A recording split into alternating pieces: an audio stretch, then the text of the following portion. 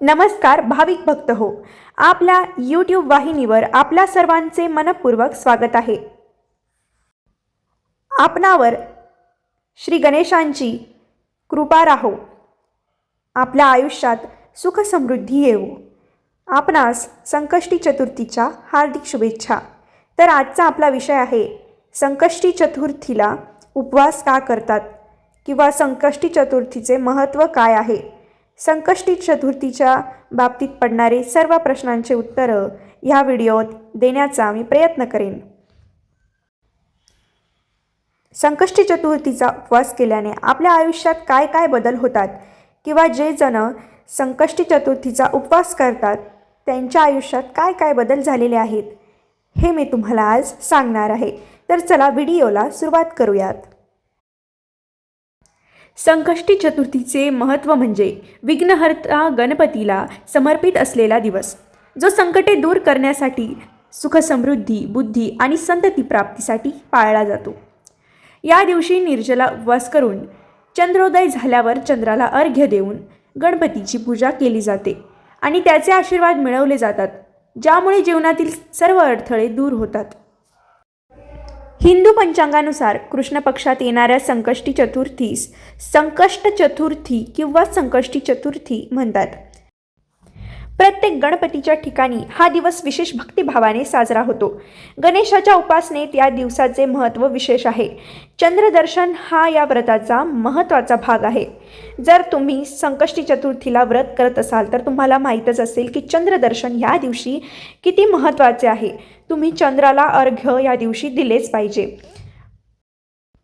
संकष्टी चतुर्थी, ज्याला संकटहार चतुर्थी असेही म्हणतात, म्हणजेच ज्या दिवशी संकटांची हार होते त्या चतुर्थीस संकटहार चतुर्थी असे म्हणतात। हा गणेशाला समर्पित हिंदू दिनदर्शिकेमधील प्रत्येक चंद्र महिन्यातील एक दिवस आहे। हा दिवस कृष्ण पक्षाच्या चौथ्या दिवशी येतो, म्हणजेच अंधकारमय चंद्र असतो। अंधकारमय चंद्रचरण किंवा चंद्राचा अस्त होणारा पंधरवडा हा असतो।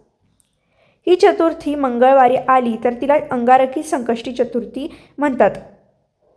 अंगारकी संकष्टी चतुर्थी सर्व संकष्टी चतुर्थीच्या दिवसांमध्ये अत्यंत महत्त्वाची मानली जाते, म्हणजेच अंगारकी संकष्टी चतुर्थी अतिशय महत्त्वाची आहे। अभिषेक महर्षींनी धर्मग्रंथातून योग्य कारण शोधून काढताना आपल्या शिष्य ऐश्वर्याला शिकवताना म्हटल्याप्रमाणे आत्मविश्वासाच्या विरोधाभासी विचारसंबंधींचा अडथळा दूर करण्याचा विधी इसवी सन पूर्व 700च्या आसपास सुरू झाला असे म्हटले जाते। आता याचे व्रत, विधी आणि लाभ काय आहेत आपण बघूयात। यामध्ये व्रत, निर्जला उपवास करू शकतात। भक्त दिवसभर निर्जला म्हणजेच पाण्याशिवाय उपवास करतात, दिवसभर ते पाणी पित नाहीत। त्याचप्रमाणे चंद्रदर्शन म्हणजे चंद्राचे दर्शन, रात्री चंद्रोदय झाल्यावर चंद्राला अर्घ्य देऊन उपवास सोडला जातो।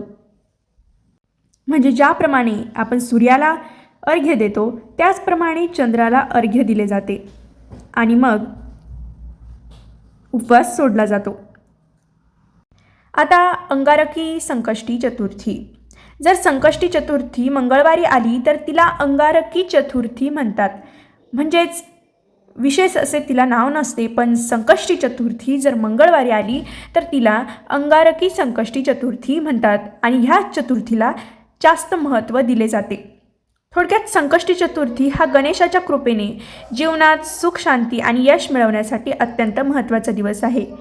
म्हणजेच उपवास केल्याने आपल्या जीवनात या गोष्टी घडू शकतात। तर संकष्टी चतुर्थीला उपवास करण्यामागे एक कारण आहे, ते म्हणजे गणपती बाप्पा आणि चंद्रमा यांच्यातील संवाद, अहंकार आणि क्षमा यांच्याशी ही कथा जोडलेली आहे। तर कथेच्या अनुसार एकदा चंद्राला त्याच्या रूपावर खूप अहंकार झाला। त्याला वाटू लागले की मीच खूप सुंदर आहे। त्याने गणपती बाप्पांचा मजाक उडवला, त्यांची थट्टा केली। त्यांच्या गजमुखाचा, हत्तीच्या मुखाचा त्याने मजाक उडवला आणि त्यावर क्रोधित होऊन, त्यावर राग येऊन गणपती बाप्पांनी त्याला शाप दिला की तो काळा होऊन जाईल, तो दिसणारच नाही कोणाला, तो क्षय होऊन जाईल। तर त्याच्यावर चंद्राने माफी मागितली गणपती बाप्पांची.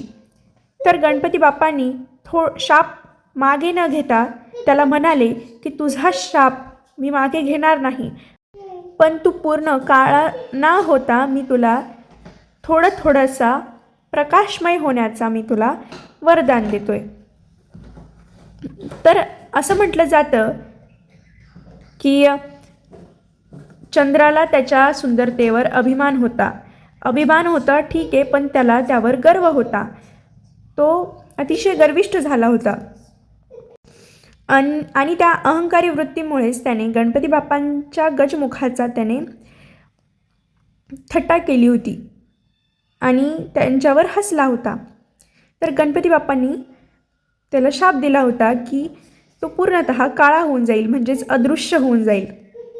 आणि त्या शापामुळे चंद्र हा कमी होऊ लागला, म्हणजेच त्यांचा प्रकाश हा कमी होऊ लागला. तेव्हा त्याने गणपती बाप्पांशी माफी मागितली आणि आपल्या चुकीचा पश्चाताप झाला, आपल्या बोलण्याचा पश्चाताप झाला. तेव्हा गणपती बाप्पांनी त्याला क्षमा केली, पण क्षमा केल्यावर गणपती बाप्पा म्हणाले की तू एके दिवशी पूर्ण होशील, पण चतुर्थीच्या दिवशी दंड देण्यावाल्याच्या रूपामध्ये तुला आठवलं जाईल. त्यामुळे संकष्टी चतुर्थीला चंद्रमाच्या म्हणजे चंद्राच्या पूजेला विशेष महत्त्व आहे. आणि ते लोक म्हणजे ते भक्त ज्या दिवशी त्यांनी उपवास धरला आहे ते चंद्राच्या दर्शनानंतर चंद्राला अर्घ्य दिल्यानंतरच आपले व्रत सोडतात. तर अशा प्रकारे ही आपण ऐकलेली कथा म्हणू शकतो. हा व्हिडिओ आवडला असेल तर कमेंटमध्ये श्री गणेशाय नमः असं लिहायला विसरू नका.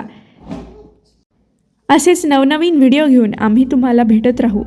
आपलीच वाहिनी डिजिटल DG मराठी. धन्यवाद.